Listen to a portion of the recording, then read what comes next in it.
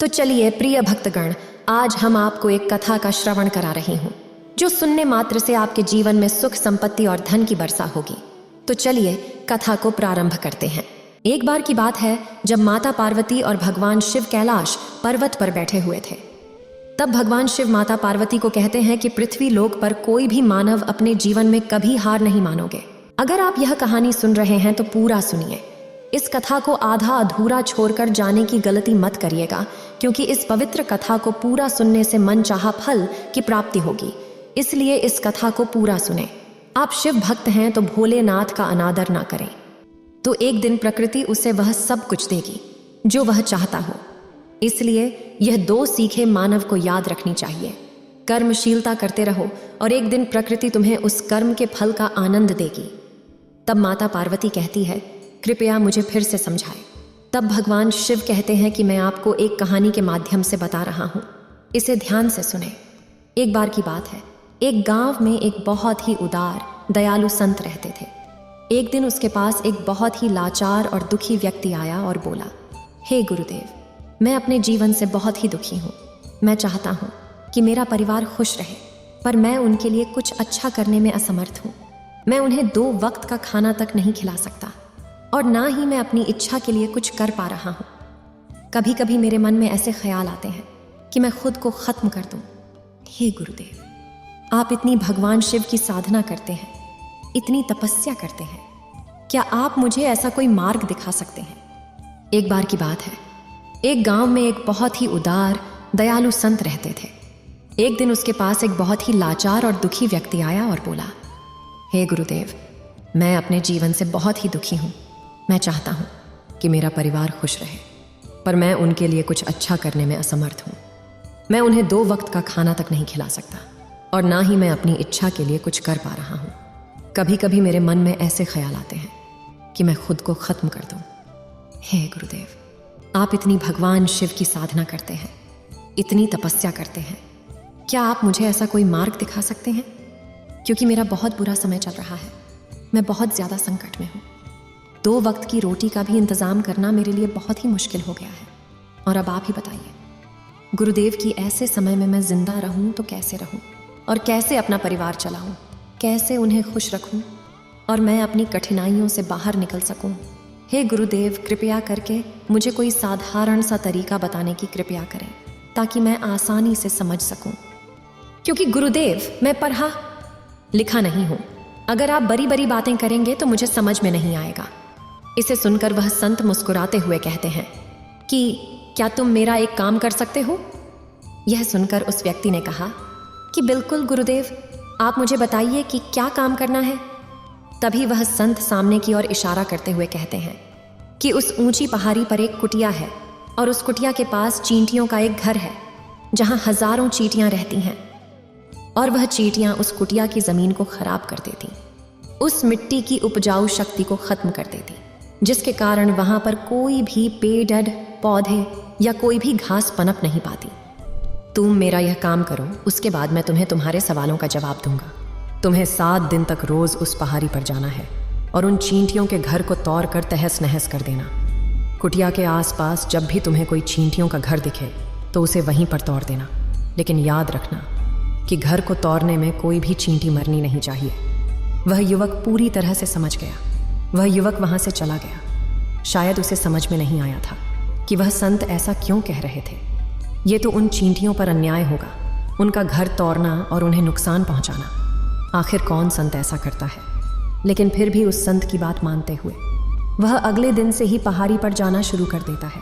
जब वह पहले दिन पहाड़ी पर पहुंचता है तो देखता है कि बहुत सारी चींटियां अपना खाना जुटाने में लगी हुई हैं। सभी चींटियां एक लाइन में चल रही हैं और अनाज के छोटे छोटे कणों को उठा उठा कर अपने घर में जमा कर रही हैं। यह देखकर पहले तो उस युवक का मन कमज़ोर पड़ गया। उसने सोचा कि इतनी मेहनत करके वे अपना घर भर रही हैं और मैं इनके घर को तबाह कर दूंगा तो इनको कितना बुरा लगेगा।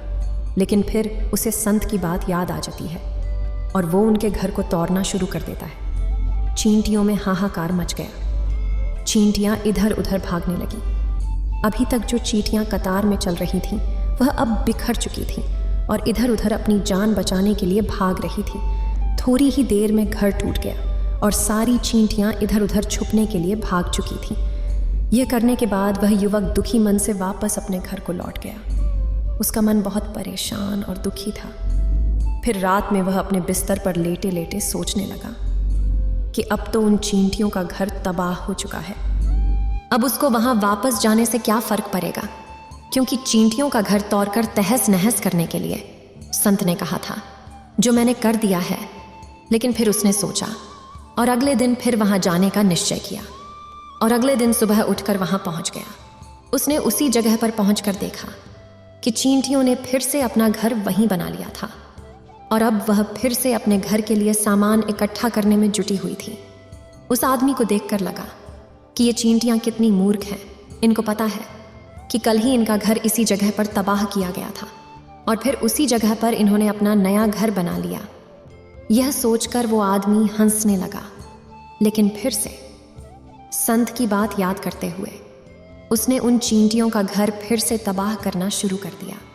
फिर से उन चींटियों में हलचल मच गई और थोड़ी देर में वह चींटियां इधर उधर अपनी जान बचाने के लिए भागने लगीं। कुछ ही देर में उनका घर फिर से नष्ट हो गया और अब वह युवक थोड़ा संतुष्ट महसूस कर रहा था। इस बार मैंने उस घर को बिल्कुल अच्छी तरह से बर्बाद कर दिया है। अब तो यहाँ चींटियां अपना घर बना ही नहीं सकती। इसलिए जाने से पहले उसने उस घर पर ठंडा पानी डाल दिया ताकि चींटियां वहां अपना घर न बना सकें। और इस तरह अपना कार्य पूरा करके वह युवक फिर से अपने घर लौट आया। उस रात सोते समय वो फिर से उसी विचार में पड़ गया कि क्या संत ऐसा कराकर सही कर रहे हैं? क्या किसी का घर तबाह करना किसी संत को शोभा देता है? क्या होगा अगर वह संत सिद्ध पुरुष हो ही ना? क्या होगा अगर वह मुझे बेवकूफ़ बना रहे हो?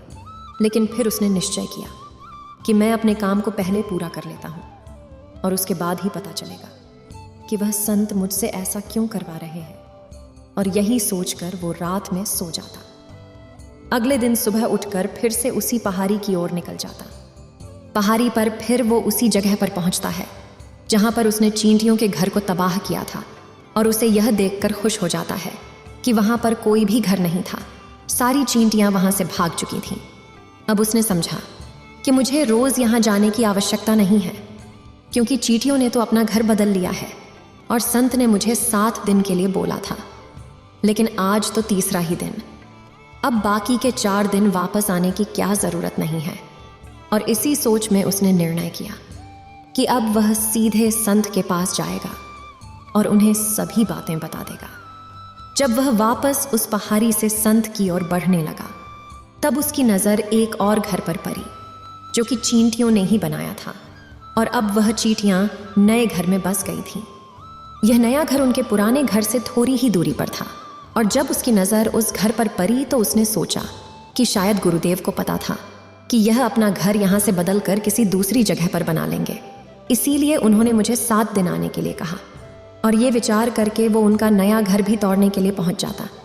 जब वह वहां पहुंचता है तो देखता है कि चींटियां उसी तरह अपने कार्य में लगी हुई थीं। वो अपने लिए खाना इकट्ठा कर रही थी और अपने घर में जमा करती जा रही। और उनका टूटा हुआ जो पुराना घर था, वहां अनाज के कुछ कण थे, तो चींटियां वहां से भी अनाज इकट्ठा करके वापस अपने नए घर में ला रही थी। अब यहाँ पर फिर से उस युवक का मन थोड़ा कमज़ोर पड़ गया, क्योंकि वह खुद भी कमज़ोर था, खुद भी वक्त का मारा हुआ था। इसलिए उसके मन में उन चींटियों के प्रति दया का भाव उत्पन्न हो रहा था। उनके ऊपर उसे दया आ रही थी। वह चाहता था कि चींटियों की वह मदद करे, लेकिन वह उल्टा उनको नुकसान पहुंचा रहा था। उसने संत की बात को याद करते हुए उसने फिर से उस घर को तोड़ने का निश्चय किया और उसने इस बार बड़ी ही सावधानी के साथ, बिना किसी चींटी को कोई नुकसान पहुंचाए, उसने घर तोड़ना शुरू कर दिया। उसे इस बार वक्त थोड़ा ज़्यादा लगा, क्योंकि किसी भी चींटी को नुकसान न पहुंचाने की शर्त संत ने पहले रखी थी।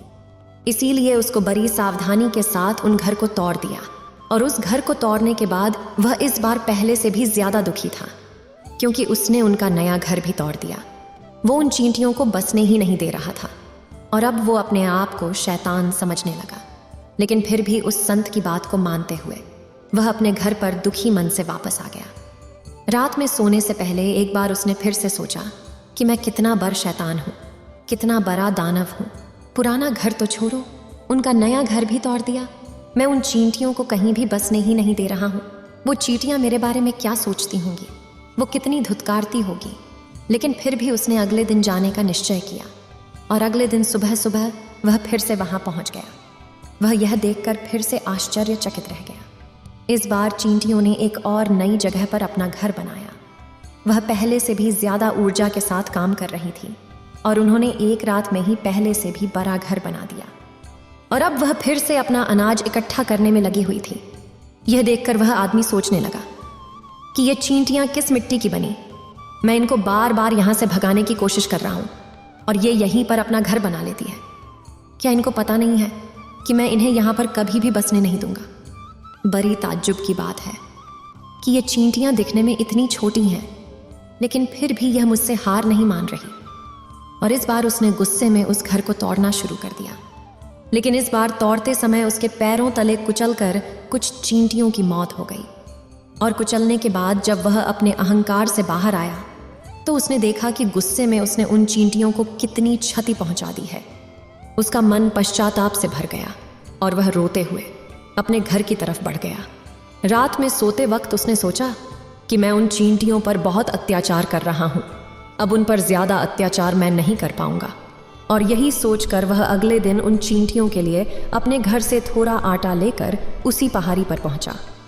आज उसके मन में उन चींटियों के प्रति श्रद्धा का भाव और दया का भाव उत्पन्न हुआ था। आज वह उनकी मदद करना चाहता था। और जब वह वहां पहुंचा तो चींटियां फिर से अपने नए घर को बनाने में जुटी हुई थीं। उसने बड़ी ही करुणा के साथ उन चींटियों को अपना लाया हुआ आटा खिलाया और अगले 3 दिनों तक वो ऐसा ही करता रहा। अब वह रोज सुबह जाता और उन चींटियों को अपने हाथों से आटा खिलाता। जैसे ही 7 दिन के बाद वो युवक उस संत के पास पहुंचता है और हाथ जोड़ कर बोलता है, हे गुरुदेव, मुझे माफ़ कर देना। मैंने उन चींटियों का घर तबाह करने की बहुत कोशिश की। मैंने उनका घर तबाह भी किया, एक बार नहीं बल्कि 4 बार। उसके बाद मैं हिम्मत नहीं कर पाया, उनके घर को तोड़ नहीं पाया। मैं समझ सकता हूँ कि मैंने आपका काम पूरा नहीं किया और इसके बदले आप मुझे वह तरीका भी नहीं बताएंगे जो मुझे मेरे बुरे समय से बाहर निकाल सकता है। लेकिन मुझे इसका कोई खेद नहीं। मुझे लगता है कि मैंने जो किया वह सही था, इसलिए मैं वापस जा रहा हूँ। कृपया मुझे मेरे घर जाने की अनुमति दीजिए। यह सुनकर वह संत मुस्कुराते हुए कहते हैं, ठीक है, चले जाना, पर पहले थोड़ा जलपान तो कर लो। ठहरो थोड़ी देर, फिर चले जाना। और इसके बाद संत उस युवक के लिए पानी लेकर आते हैं। पानी पिलाने के बाद संत उस युवक से पूछते हैं, तुम मुझे बताओ, तुमने उन छोटी चींटियों का घर तोड़कर तबाह क्यों नहीं किया? वह तो बहुत छोटी है और तुम इतने बड़े हो, फिर भी तुमने उन्हें तबाह नहीं किया। इस पर युवक ने कहा, हे गुरुदेव, मैंने उन छोटी चींटियों का घर तबाह कर दिया था और कई बार किया था। एक बार तो मैंने अपने गुस्से में उन चींटियों को हानि भी पहुंचा दी थी। लेकिन जिस दिन मैंने उनको हानि पहुंचाई, उसी दिन मुझे लगा कि मैं इनको क्यों हानि पहुंचा रहा हूँ, क्यों इनको इतनी तकलीफ दे रहा हूँ। और उसी दिन से मैंने उनको क्षति पहुंचाने की बजाय उनकी सहायता करनी शुरू कर दी।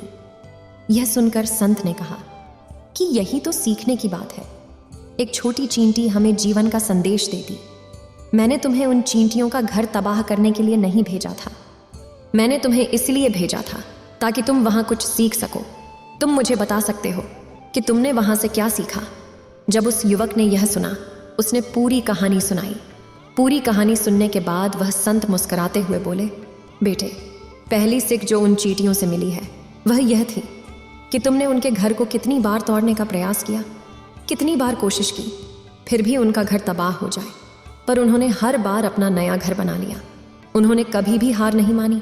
अगर उन्होंने हार मान ली होती तो वह चींटियां तो वे अपना नया घर नहीं बना पाती। और हम मनुष्य तभी टूट जाते हैं जब हम हार मान लेते हैं और फिर जीवन में प्रयास ही नहीं करते। और कुछ लोग तो अपनी जिंदगी को खत्म करने पर उतारू हो जाते। लेकिन जानवरों में तुमने देखा होगा कि वह अपना जीवन स्वयं से कभी खत्म नहीं करती है। तुमने कभी नहीं सुना होगा कि किसी जानवर ने आत्महत्या कर ली, चाहे वह जानवर कितना ही भूखा क्यों ना हो, कितना ही दुखी क्यों ना हो, लेकिन वह अपने जीवन के लिए हमेशा संघर्ष करते रहते हैं। लेकिन दूसरी तरफ हम मनुष्य 1-2 बार हताश होने पर ही अपना जीवन खत्म कर लेते हैं। जीवन तो कर्मशीलता है। कर्म करने का नाम है जीवन, और मृत्यु आखिरी विराम है। इसलिए मृत्यु से पहले कर्म करना कभी मत छोड़ना, क्योंकि मृत्यु के बाद तो तुम क्या ही कर पाओगे। तो उससे पहले कर्म करना क्यों छोड़ रहे हो, क्यों हार मान रहे हो? अगर तुम्हारा एक घर टूट गया है तो दूसरा घर बनाने का प्रयास करो, कोशिश करो, और कोशिश करने वालों की कभी हार नहीं होती। ये बात तुम उन छोटी चींटियों को देखकर समझ चुके हो। देखने में तुमसे कितनी छोटी है वो चींटियां और तुम इतने बड़े हो, लेकिन उनका मन तुम्हारे मन से इतना बड़ा है कि इतनी बार घर टूटने पर भी उन्हें चींटियों ने कभी हार नहीं मानी थी। दूसरी सीख यह थी कि जब भी हमारे ऊपर बुरा समय आता है, हमें लगता है कि यह समय कभी नहीं जाएगा, यह समय मेरे जीवन को बर्बाद कर देगा, मुझे कभी जीने नहीं देगा। और अपने इन विचारों से, जिनका कोई अस्तित्व नहीं है, वो सिर्फ विचार है, और वही विचार हमारे मन को दुखी कर देते हैं। इसीलिए हम प्रयास करना भी छोड़ देते हैं। लेकिन सोचो, हमें बार बार प्रकृति से नुकसान होता है, लेकिन हमें यह भी देखना चाहिए कि इसका अंत कब तक होगा। हम अगर बार बार नए प्रयासों का आदान प्रदान करते रहेंगे तो प्रकृति भी हमारा साथ देगी।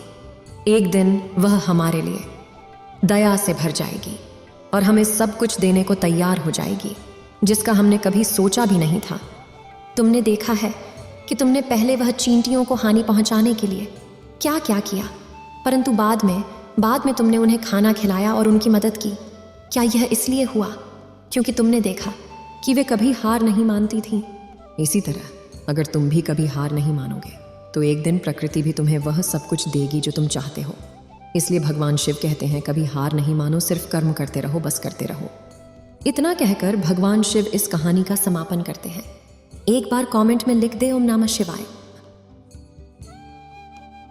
इस वीडियो को बोलते समय कोई त्रुटि हो तो मैं क्षमा चाहती हूँ। उम्मीद है आप सभी को यह वीडियो अच्छी लगी होगी। अगर आप शिव के सच्चे भक्त हैं तो चैनल को सब्सक्राइब और वीडियो को लाइक करके कमेंट में हर हर महादेव लिख दीजिए।